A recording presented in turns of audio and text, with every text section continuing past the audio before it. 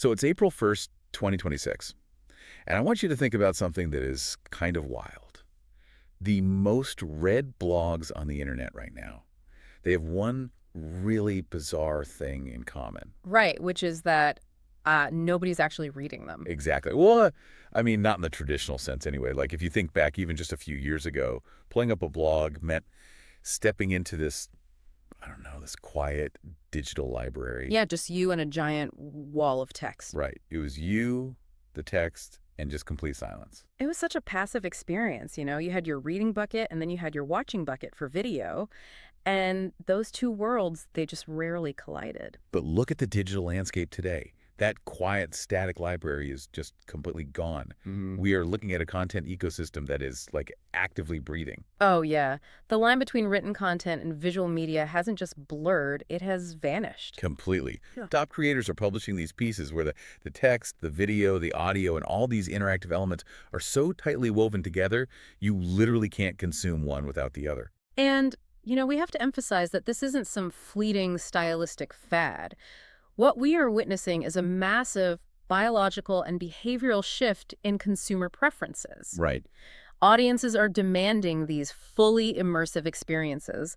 They want stuff that caters to multiple learning styles at the exact same time. Because they don't want to just like consume information anymore. They want to step inside it. Exactly. Okay, let's unpack this because the mechanics behind this shift are just fascinating.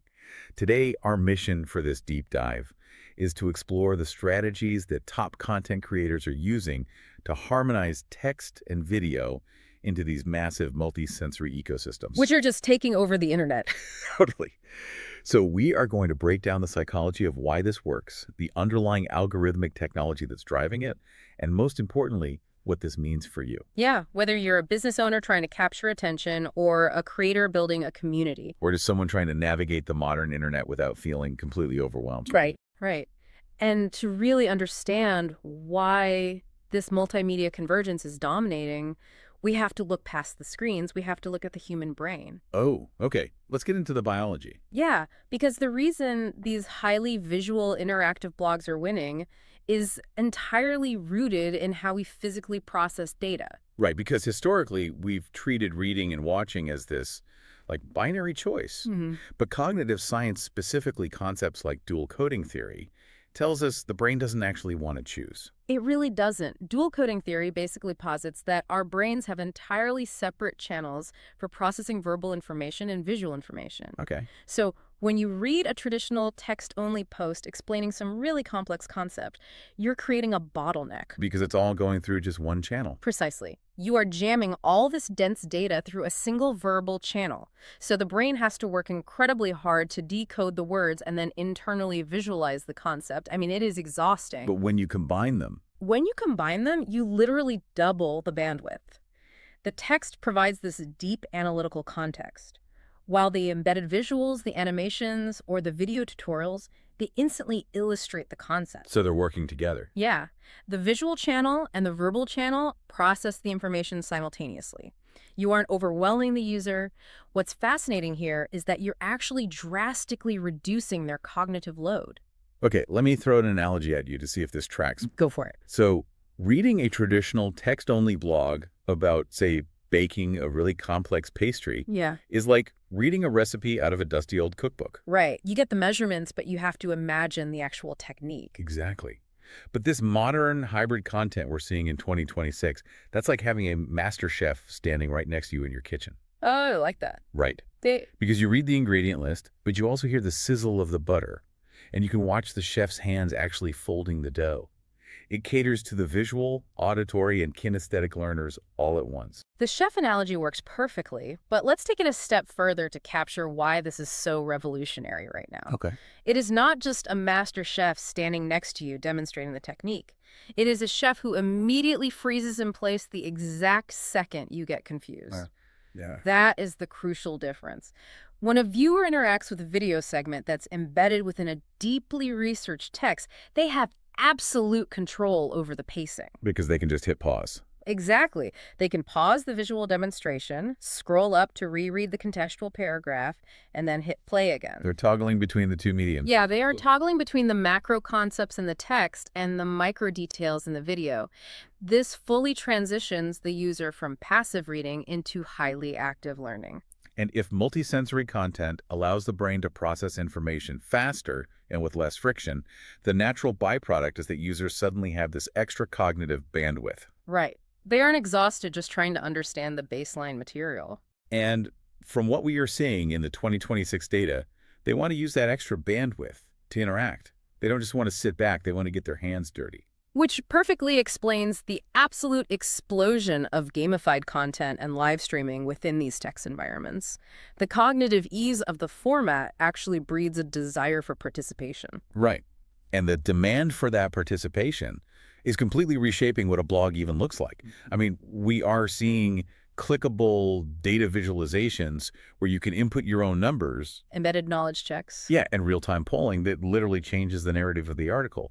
But I mean, the absolute centerpiece of this interactivity right now is live streaming. Oh, undeniably, because live streaming offers an immediacy that pre-recorded video and static text structurally lack. It's just so raw. Exactly. It strips away all that heavy production value and replaces it with real-time vulnerability. Especially with younger demographics, right? Yeah. The data shows this massive rejection of the highly produced, perfectly edited corporate video. Oh, they hate it. Yeah, they want the raw, spontaneous broadcast where the creator is, like, sweating a little bit, answering live questions, and pivoting the conversation based on what the chat is saying. Because that spontaneity builds immediate trust.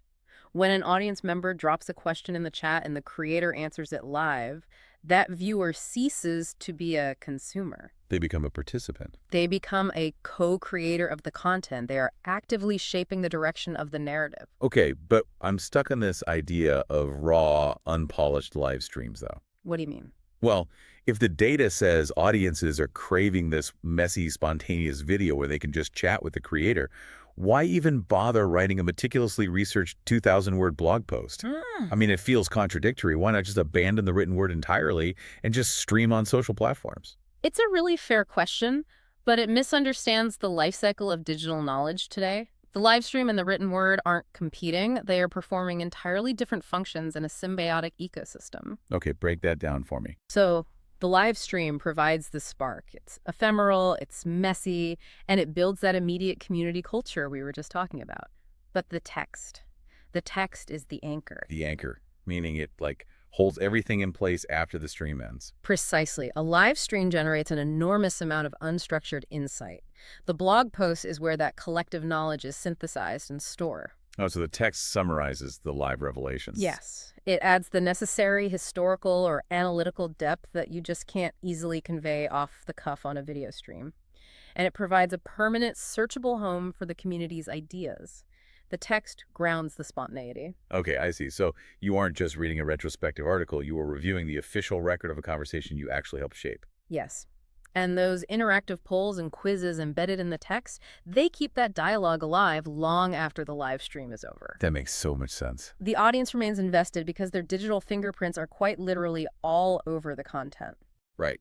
But here's where it gets really interesting, though.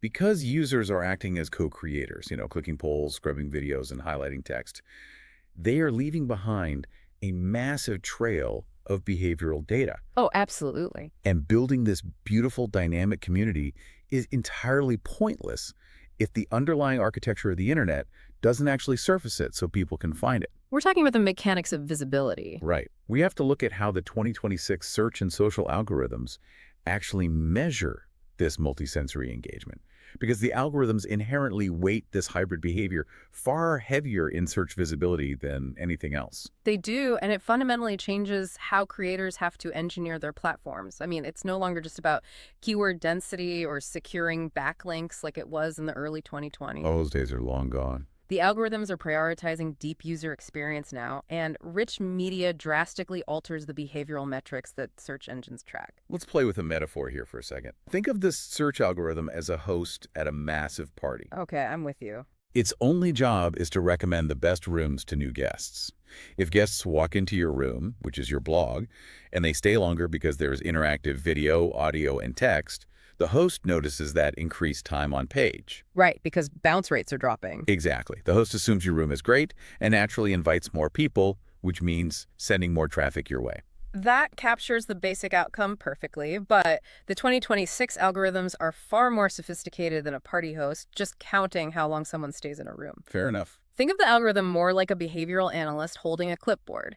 It isn't just clocking your time on page, it is actively tracking micro-interactions. Micro-interactions. Like what? Well, the analyst is watching to see if you hovered your cursor over an infographic to reveal a specific data point. It is tracking if you watched a video for 20 seconds, paused it, scrolled down to read a paragraph, and then went back to finish the video. Wow, it tracks all of that. Yeah, it measures whether you actively participated in an embedded poll.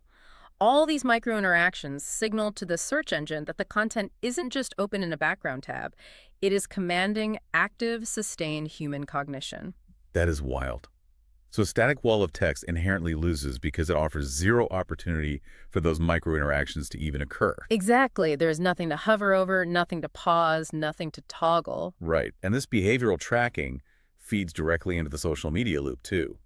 You cannot effectively share a dense, text-heavy URL on a highly visual platform like Instagram or TikTok Yeah. and expect it to gain any traction. No, the visual nature of the social feed absolutely demands a multimedia hook. It forces this holistic ecosystem approach. You construct a flow. The short-form video on social media teases the core concept, which drives traffic to the blog. And once they're on the blog, Once on the blog, the rich media and interactive elements trigger those micro-interactions. The behavioral analyst algorithm sees that deep engagement boosts your organic search ranking, which brings in fresh organic traffic to start the whole cycle all over again. it's brilliant. But, this highly engineered ecosystem brings us to a really critical threshold. Yeah. As we layer on these complex interactive elements, dynamic video loading, and spatial audio over written text, just to satisfy both human bandwidth and algorithmic tracking, we introduce a massive friction point. Right. The question of who gets shut out. Yes, the absolute necessity of accessibility. If the internet is shifting to a heavily visual, auditory, and kinetic model, what happens to the user navigating with a screen reader? Or someone with motor limitations who cannot easily perform those highly valued micro-interactions. Exactly. This is where we see the top platforms really separating themselves.